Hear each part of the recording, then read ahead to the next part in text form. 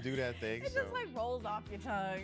Y'all, Weeder Brown, The Goichowskis. Goichowskis. I mean, you're doing it deadpan. It's gonna come off weird if you do it deadpan. Hey, hey, hey, it's the Apias. Out of all the seasons of Love is Blind, season 4 has really been my favorite. I started watching in season 2 and I really liked Jared and Diana, but I had reservations about some of the things that Diana used to do, so I was really on the fence. Season 3, I liked Raven and SK, and we all know what happened there. And so when we came into season 4, I was a bit jaded because I didn't know whether to really have a favorite couple because I didn't want to be heartbroken. But season 4 for me was the turning point for Love is Blind because I think we ended up with three married couples, and to see them, because I follow two of the couples on on Instagram, to see their transformation and to see them functioning as a unit has been amazing. So after the altar for me is like, oh, so this is where these clips are coming from. But anyway, I digress. Hey there, thanks for stopping by. It's your girl Valerie. Welcome to my channel. In this episode, I'll be reviewing Love is Blind, Season 4, Episode 14, After the Altar. If you're new here, don't forget to subscribe, click the like button, turn on the notification bell for when I upload new videos, and definitely subscribe. We're trying to get to 1,000 subs. The episode starts off with Tiffany and Brad. They're going for a meal in Seattle. And it's cute to see them. I really like their relationship and how they sort of balance each other out in the sense that Tiffany is an extrovert and Brett comes across as an introvert. So the two of them combined is amazing. So they're talking about Tiffany having to move soon after they got married to Portland and how that was a big sacrifice for her and how amazing that was for Brett and it really showed him that she loved him. And I think it's amazing. I think it's amazing. I think they balance each other out, and it's nice and cute to see them be this couple that's going nice and steady, and there's no toxicity there. And then you go to my favorite couple of the season, Zach and Bliss. I love Zach and Bliss from the moment I saw them talk in the pods, and then when they reconnected, and I've been a fan since. And I love how Zach shows his love for Bliss. So they show Zach and Bliss going to the doctors because Zach has this, severe allergy. He's allergic to Bliss's animals, and also I don't know what other allergies he's got. So apparently it's been 8 months of him taking shots, and Bliss had to sort of give up her fur babies in order to sort of move in with Zach once they got married. I love their love. I follow them on Instagram. I love how Zach is very affectionate towards his wife. I love how he's always using words of affirmation, how he's always speaking positivity. And I think Bliss balances him out in the sense that he is someone who's so regimented in how he does his things. And although Bliss comes across as that, but she's able to balance him out and sort of stop him when he's sort of going further into whatever he's sort of zoned himself in. So I like their relationship, and I like how they're constantly telling each other they love each other, how they're constantly reassuring each other, and they're always sort of supporting each other in whatever choices they make, which I think is amazing. So it was nice to see them talk about their animals and how, Zach had to go through this process of getting treatments before they could bring Bliss's dog back. I know they've got her cat back as well. I think they brought it back recently. I think it's last month or the month before. So it's cute to see them, functioning as a unit. And Chelsea and Kwame are showed next. I think Chelsea and Kwame's relationship was the most misrepresented in the season because it was made to feel like Chelsea was desperate for Kwame and Kwame was really chasing after her. But if you follow them on Instagram, like I do, you can tell I follow Zach and Bless and Kwame and Chelsea. They seem to be in love. They seem to have this relationship where there's this understanding, and they are the Barbie and the Ken of the three couples that are married. Because when I look at them, they all sort of have different characteristics.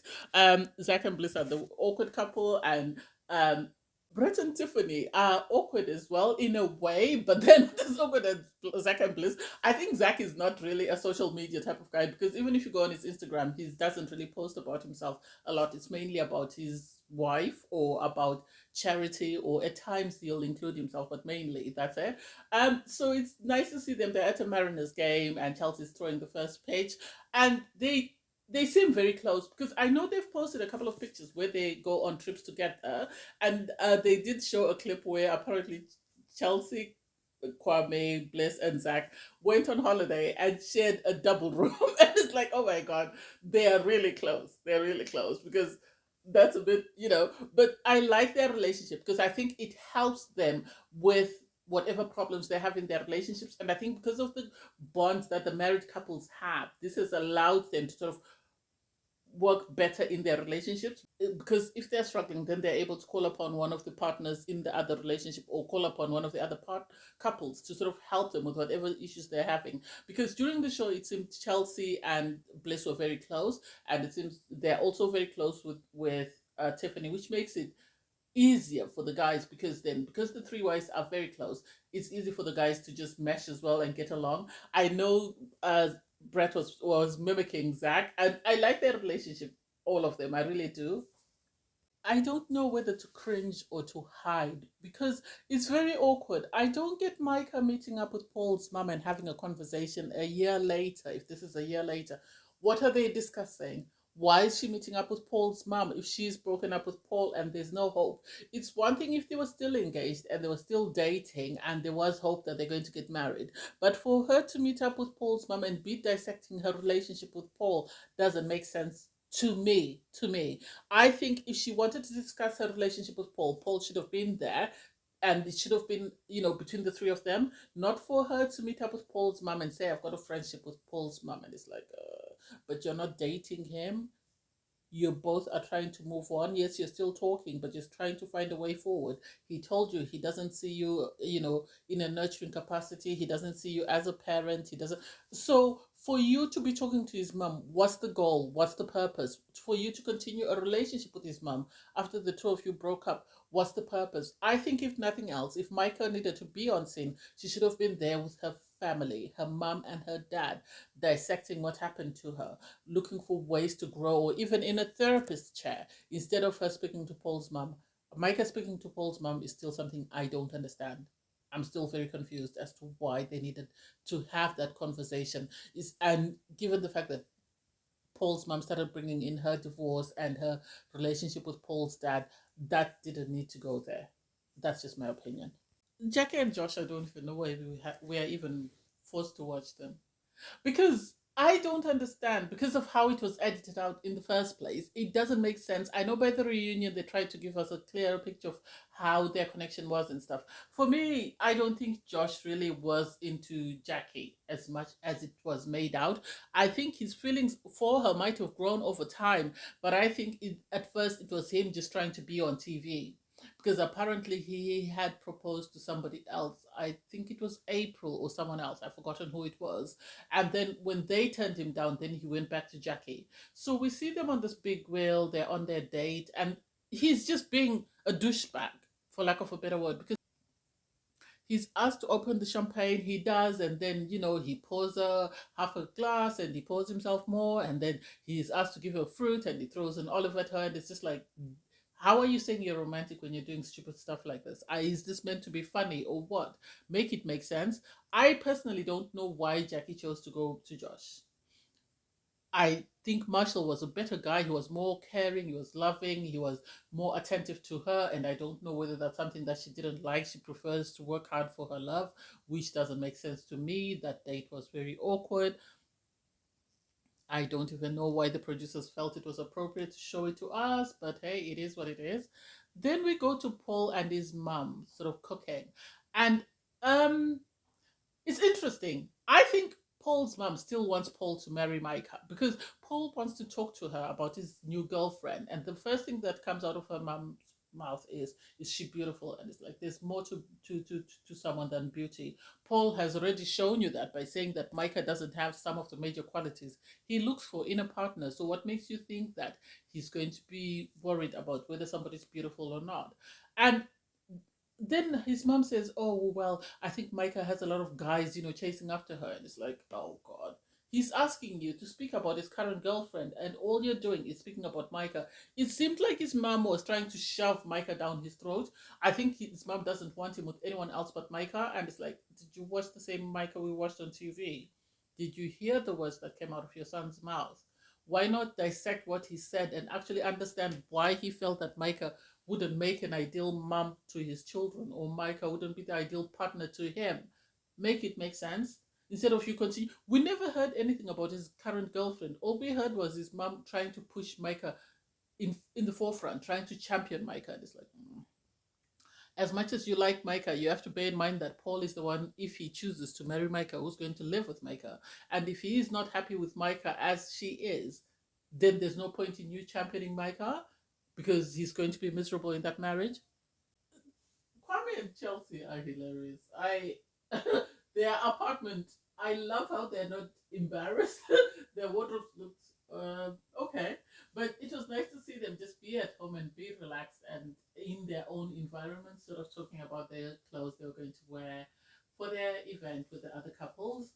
We then see all three married couples sort of have a dinner, and it's nice to see how comfortable they are around each other. It's nice to see how happy they are to see each other and how much they appreciate each other's relationships. Um, I think this was the biggest outcome for Love is Blind. I know a lot of people had their own perceptions of Zach and Bliss, given how, Zach first proposed to Irina and then he went back for Bliss. I actually commend Zach for realizing his mistake early and not letting his pride sort of rule his decision making and him going to Bliss. That was the best decision he could have made for himself. I love how much they complement each other, how much they seem to really love and care for one another. And you have Chelsea and Kwame. Chelsea and Kwame were misrepresented on the show, in my opinion, because they come across as loving and caring. And I think it has taken time for them to grow and develop a deeper appreciation and understanding for one another, because Chelsea is able to appreciate the fact that Kwame sacrificed a lot moving from Portland to come and live with her in Seattle. And also, not only that, he sacrificed a lot of his lifestyle. He used to travel a lot and he stopped doing all that because Chelsea couldn't move at the drop of a hat because of her speech and language therapist job. And then you have Tiffany and Brett, who are in the same situation in the sense that Tiffany had to move to Portland because that's where Brett lived and worked, and so it was easier for her to move than for him to move. And so it's nice to see how much they complement each other. It's nice to hear them sort of discuss how appreciative they are of their relationships because they've helped each other grow, they've helped each other sort of um, bond in their relationships and develop more sort of understanding of each other's situations. I like the fact that they recognize that some of them are awkward, and if you find your person, they'll appreciate your awkwardness. They were all laughing at the fact that Bliss was saying Zach likes to sing, and Bliss is okay with Zach singing, and apparently their cat is also okay with the singing. So that was amazing. I really love the three couples. These are six people who went into the experiment looking for their life partner, found their life partner, and focused on that, regardless of everything else that was going on around them. So I really have a deep appreciation, and I think this is a good sort of representation of what the show is meant to be. Love is Blind. You're supposed to create a connection with someone that you haven't seen, propose, and get married. And they all seem to be enjoying their marriages, regardless of how different they are. So that I loved the most. Anyway, thanks guys for watching. Please don't forget to like, share, comment, and subscribe. Bye everyone.